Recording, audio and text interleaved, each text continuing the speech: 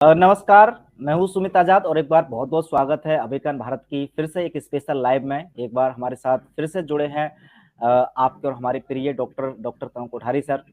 और आज का जो मुद्दा है बहुत ही ज़्यादा महत्वपूर्ण है, किस तरह से भारत को जीएसटी टैक्स या इनकम टैक्स से मुक्त किया जा सकता है। ये सुनने में बड़ा आनंदित लगता है और अगर ऐसा हो जाए तो सच में ये सपनों का भारत बन जाएगा। लेकिन ये दावा कर रहे हैं डॉक्टर तरुण कोठारी सर कि ये सिर्फ काल्पनिक चीज नहीं है, ये वास्तविकता में हो सकती है। कैसे हो सकती है वो डॉक्टर साहब समझाएंगे। सबसे पहले बहुत बहुत स्वागत है डॉक्टर साहब आपका एक बार फिर से अमेरिकन भारत में।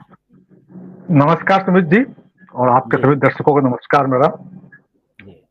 तो डॉक्टर साहब सबसे पहले तो इससे पहले कि हम मुख्य मुद्दे पर आए, पहले मैं समझना चाहूंगा बड़ी सरल भाषा में आपके द्वारा कि इस समय वर्तमान में हमारा जो टैक्स सिस्टम है वो क्या है। देखिए, वर्तमान का जो भारत का टैक्स सिस्टम है, जो अंग्रेजों ने हमारे पर जो टैक्स सिस्टम लागू किया, वो इतना ज्यादा टैक्स लाद दिया कि हम लोग टैक्स के बोझ से मर गए। और आज भी वही टैक्स प्रणाली चल रही है।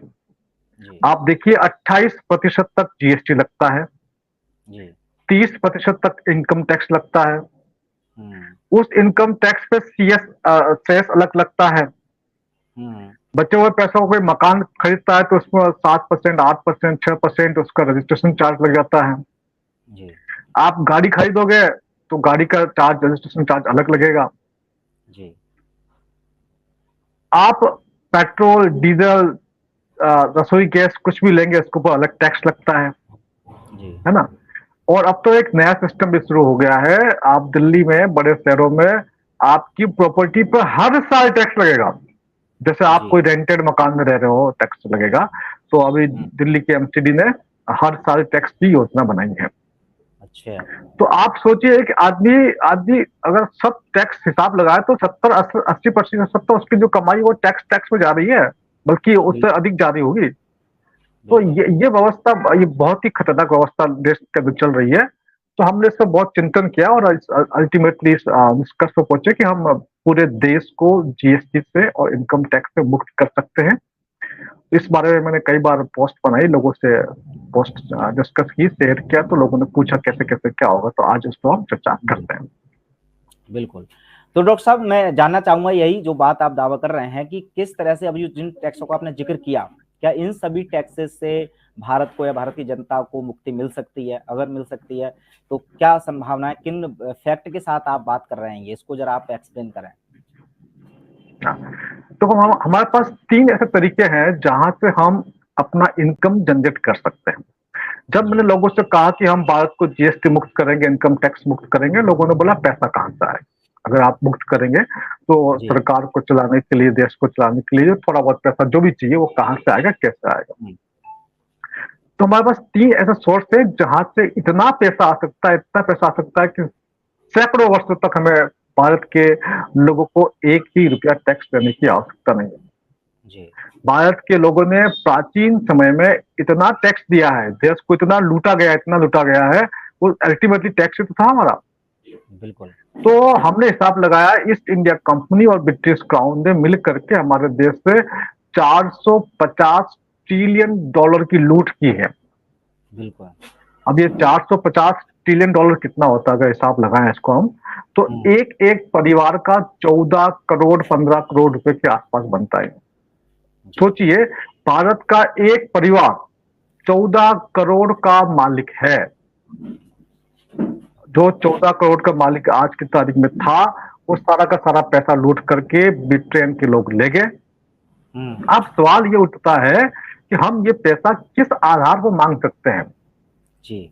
हम ये पैसा, पहले तो हम देश में एक कानून बनाएंगे और कानून बना करके संबंधित देश को भेजेंगे कि ये हमारा पैसा आपने लूटा, हमको वापस दिया जाए।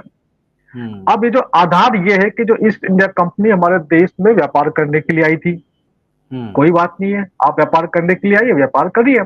लेकिन जो कंपनी व्यापार करने के आई थी, क्या उस कंपनी को भारत के राजकीय मामलों में हस्तक्षेप करने का अधिकार था?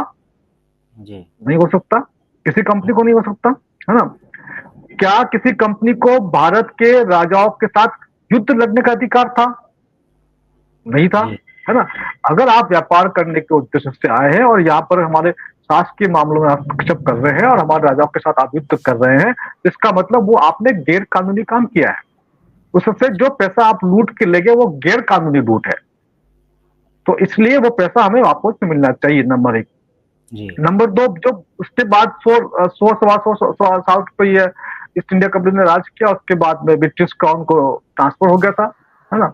उसके बाद ब्रिटिश क्राउन ने भी अलग से लूटा हमको जी। अब एक बात हमें ये समझनी होगी कि न्याय का नैसर्गिक सिद्धांत ये कहता है कि अगर कोई क्षेत्र किसी दूसरे राजा के अधीन हो जाता है तो उस क्षेत्र की जनता और जो राजा के अधीन क्षेत्र है उसकी जनता दोनों बराबर हो जाती है। बात समझ पाने में जो कहना चाह रहा हूँ, इसमें आप भेदभाव नहीं कर सकते। जैसे एक राजा के पास एक राज्य है और उसने कोई दूसरा राज्य हड़प लिया, छीन लिया, हमला करके जीत लिया, तो जो जीता हुआ जो राज्य है उसकी जनता भी उसी राजा की जनता होती है। बिल्कुल, आप उनके साथ भेदभाव नहीं कर सकते कि वहां से पैसा ले जा करके आप उसमें लेके जाओगे। ब्रिटिशर्स ने क्या किया, हमें कॉलोनी बनाया। हमारे यहाँ पर सिस्टम कॉलोनी का नहीं था, हमारे यहाँ पर सिस्टम होता है आप ठीक है, आप जीत के आप हमारे राजा हो, कोई बात नहीं है, लेकिन आप हमारे साथ में और ब्रिटेन की जनता के साथ में भेदभाव नहीं कर सकते। आप हमारे यहाँ से पैसा ले जा करके वहां विकास नहीं कर सकते। बिल्कुल, तो ये पैसा भी लूट का पैसा है, तो ये पैसा भी हम वापस लेंगे। ये टोटल पैसा जो हमारा जो आकलन है, हमारी जो टीम है, हमारी टीम ने हमको पूरा आकलन करके बताया कि 450 ट्रिलियन डॉलर की लूट हुई है और ये लूट का पैसा हम वापस लेंगे।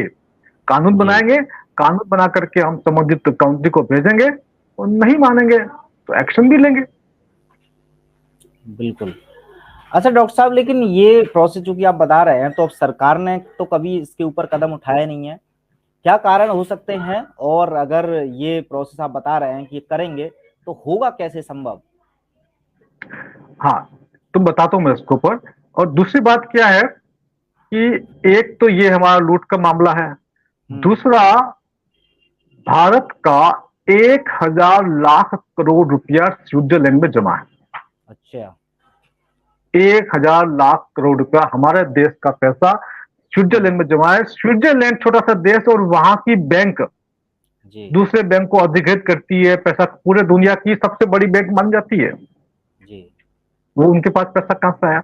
हमारा 1000 लाख करोड़ रुपया वहां पर जमा है, जो हमारे लोगों ने चोरी करके, बेईमानी करके, धूर्तता के साथ जमा किया है। और ऐसे दुनिया में कम से कम 50 देश है जिनको हम टैक्स हेवन देश कहते हैं, जहां पर चोरी करके पैसा जमा किया जाता है जी, है ना। जैसे आपके लग्जमबर्ग है, नीदरलैंड है, ब्रिटिश आइलैंड है, के बाद में आपके बरमूडा है, ऐसे बहुत सारे देश है जहां पर इस प्रकार का टैक्स चोरी करके लोग ले आते हैं।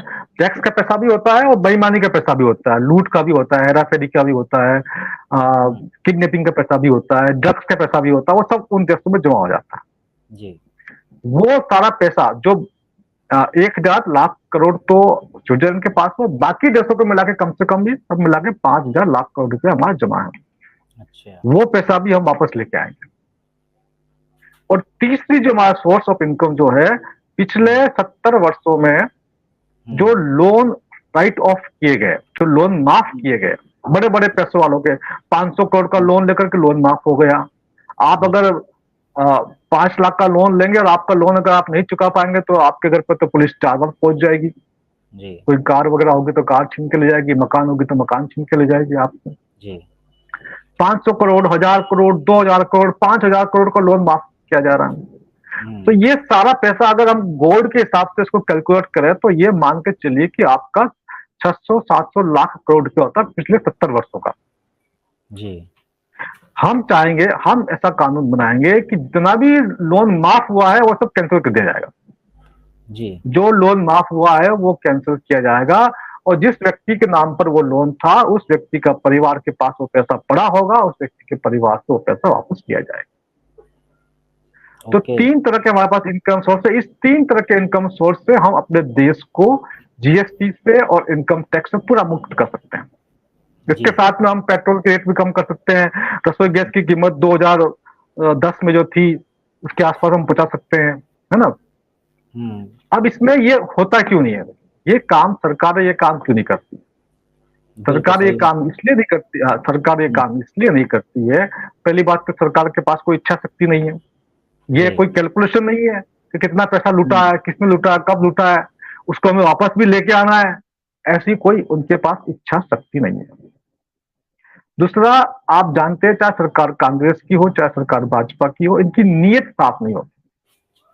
अगर आपके पास प्रबल इच्छा शक्ति है और आपके पास नीयत साफ है तो आप कोई भी काम कर सकते हैं, कोई भी काम आपके लिए बड़ा काम नहीं होता जी। और तीसरी से सबसे बड़ी बात यह है कि जो देश पैसा लूट के ले गए हैं जी, उन्हीं के एजेंट सत्ता में है, उन्हीं के द्वारा नियुक्त किए गए कठपुतलियां सत्ता में बैठी हुई है।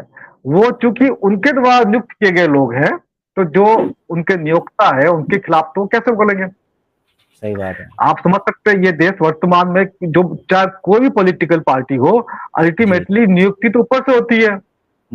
बिल गेट्स आके कुछ बोल के जाता है तो यहाँ पर फिर वापस दोबारा से वो नाटक फिर शुरू हो जाता है। तो ये जो वैश्विक ताकतें हैं जिनके बैठाए हुए लोग सत्ता में बैठे हुए हैं तो वो उनके खिलाफ नहीं बोल सकते, इसलिए इन लोगों को किसी भी कीमत पर हमें 2024 के अंदर इनको उखाड़ फेंकना है। तो हम इनको उखाड़ फेंकेंगे और इनकी जगह नए लोगों को लेके आएंगे, ऐसे लोगों को लेके आएंगे जो हमारी बात को समझ पा रहे हैं, जो हम सिद्धांत विचार और नीति बता रहे हैं उससे वो समर्थन करता हो, उसका आगे बढ़ाने की बात करता हो, आगे बढ़ाए। तो ऐसे लोगों को हम कोशिश करके 2024 में सत्ता में लेके आएंगे और पूरा का पूरा तंत्र परिवर्तन करेंगे ताकि ये देश हमेशा हमेशा के लिए जीएसटी, इनकम टैक्स और बाकी जितने भी टैक्स है उससे मुक्त हो सके।